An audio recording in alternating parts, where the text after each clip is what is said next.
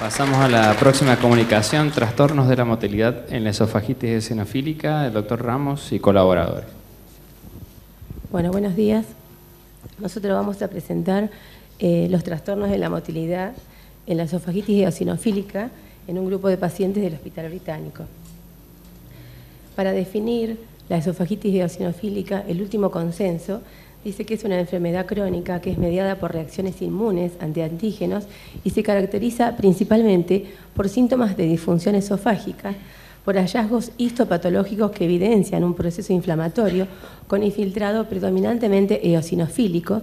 La muestra de biopsia tiene que tener más o igual de 15 eosinófilos por campo de alta resolución y se tienen que excluir la enfermedad por reflujo, la eosinofilia respondedora a los inhibidores de la bomba de protones y otras causas de eosinofilia. Sabemos que clínicamente la esofagitis eosinofílica se presenta con disfagia o impactación alimentaria. La disfagia puede ser de larga data, intermitente y resistente a las terapias con inhibidores de la bomba de protones. Endoscópicamente, los pacientes pueden tener anillos endoscópicos, estenosis o surcos lineales, pero también tenemos que saber que más del 50% de los pacientes tienen una endoscopía normal. En la última DD Week se presentó un trabajo en donde ellos correlacionaban los hallazgos endoscópicos con la clínica de la presentación del paciente y el único hallazgo relacionado con el atascamiento o disfagia fueron los anillos endoscópicos.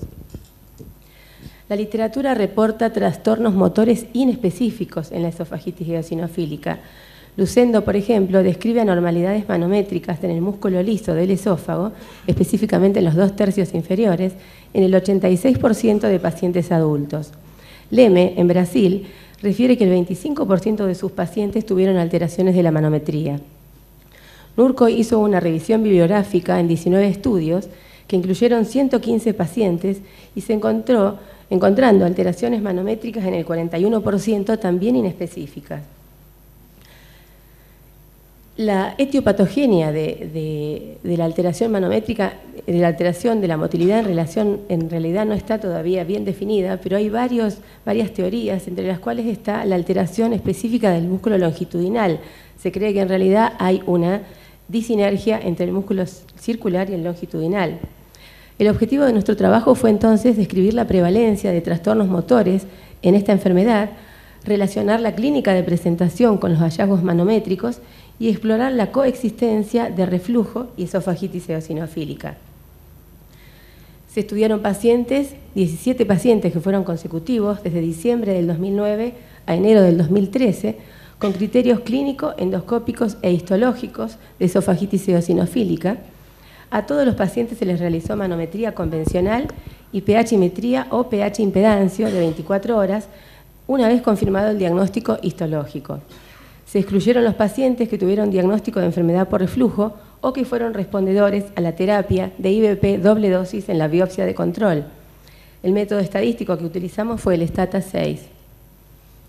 Los resultados de nuestro trabajo: de los 17 pacientes, 16 eran varones, la edad media era de 34, con un rango de 19 a 77, el índice de masa corporal de 25, y la clínica se presentó en un 47% con disfagia y atascamiento en un 64%.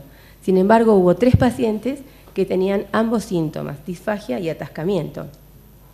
La eosinofilia periférica en estos pacientes varió entre el 3 y el 13%, y 10 de los 17 pacientes tenían antecedentes alérgicos. De ellos, 7 pacientes tenían específicamente rinitis frecuente. Respecto a la motilidad del cuerpo esofágico, los pacientes que se presentaron con disfagia, 8 de ellos, 4 tuvieron manometría normal, 2 tuvieron ondas de baja amplitud, 1 aperistalsis completa y 1 esófago de nutcracker. Los pacientes que se presentaron con atascamiento, 9 de 17, ninguno de ellos presentó alteraciones en la manometría. Esta diferencia respecto a los hallazgos manométricos fue estadísticamente significativa. Respecto a la amplitud de la onda del cuerpo esofágico, es llamativo que los pacientes que no tuvieron disfagia presentaban la amplitud de onda más baja respecto a los pacientes que sí tuvieron disfagia. Incluso la la torre más alta es el paciente que se presentó con nutcracker, ¿no? Que tenía una amplitud de onda mucho mayor.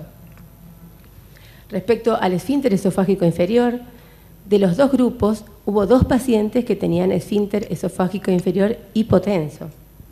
En resumen, el total de alteraciones manométricas en nuestros 17 pacientes fueron esfínter esofágico inferior hipotensivo 4 en total, trastornos motores del cuerpo esofágico 4, dando un total de 35% de alteraciones manométricas.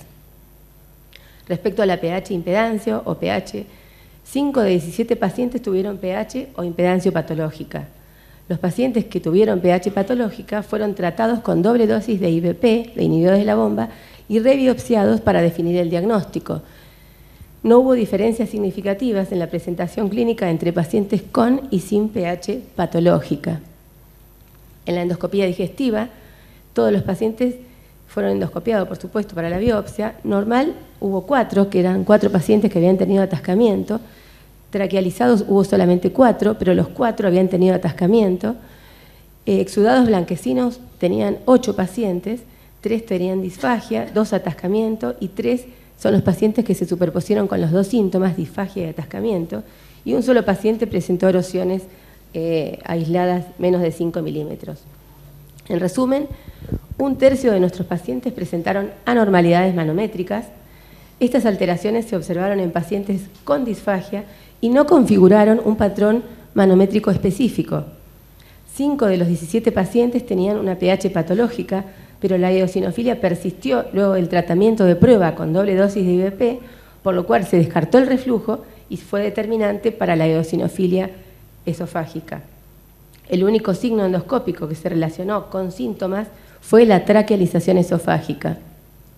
Como conclusión, los hallazgos de nuestro estudio en porcentaje son similares a los reportados en la literatura. Ante el hallazgo anatomopatológico de eosinofilia, se sugiere prueba terapéutica con doble dosis de IVP y rebiopsiar para obtener un diagnóstico correcto. Tener en cuenta que existe una entidad emergente, que es la eosinofilia respondedora a IVP, antes de hacer el diagnóstico de la esofagitis eosinofílica. La presentación clínica con disfagia podría ser un predictor de alteraciones motoras. Se necesitaría un mayor número de pacientes reclutados, que será de mucha importancia para confirmar nuestras conclusiones. Muchas gracias.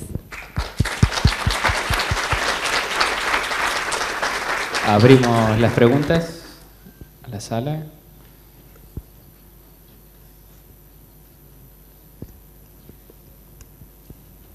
¿Qué porcentaje, digamos, de los pacientes que tienen la biopsia inicial, eosinofilia, digamos, con criterios, responden después del IVP y negativizan la biopsia? ¿Qué porcentaje? O sea, que sería la eosinofilia o sea, respondedora, claro, sí. En realidad hay muchos pacientes que tienen eosinofilia por reflujo.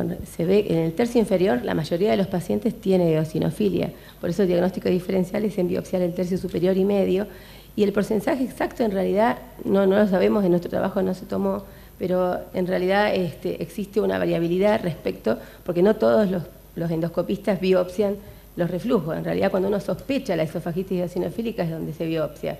Cuando el clínico o el gastroenterólogo manda a biopsiar por un reflujo o por una endoscopía normal, en realidad no se biopsia. Así que ese porcentaje no está bien aclarado.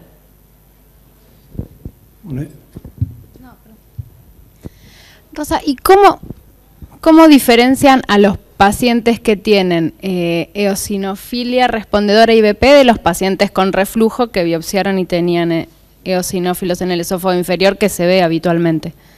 Por la pH-metría o la impedancia, que es patológica y que además la biopsia, digamos, persiste siendo... vos me decís los pacientes que son respondedores a IVP. Claro. Porque negativizan la biopsia después de la doble biopsia de IVP. Entonces, si persiste con más de 15 eosinófilos por campo, a pesar de la doble dosis de IVP, esos pacientes son esofagitis eosinofílica. Si baja el número de eosinófilos por campo, menos de 15, serían pacientes respondedores. Claro, lo que pasa es que hay pacientes que no responden a ciertos IVP porque incluso tienen... No, para eso tiene que ser doble dosis, si es de esomeprazol. Nosotros hicimos a todos esomeprazol, doble dosis, 2 meses, o sea, 8 semanas, para ver la respuesta. Eso es lo que está escrito en la bibliografía, para ver si son respondedores o no. En realidad, esta entidad es nueva, se evidenció ahora con la esofagitis eosinofílica. Sí, porque hay pacientes que tienen alteraciones de la citocromo P450 y que no tienen el mismo metabolismo de ciertos prazoles. Y que a veces cambiándole el prazol responden.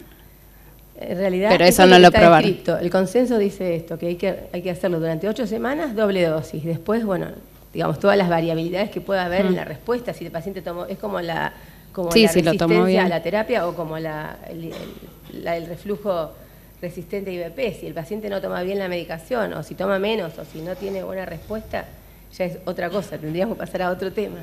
Perfecto. Muchas gracias, doctora.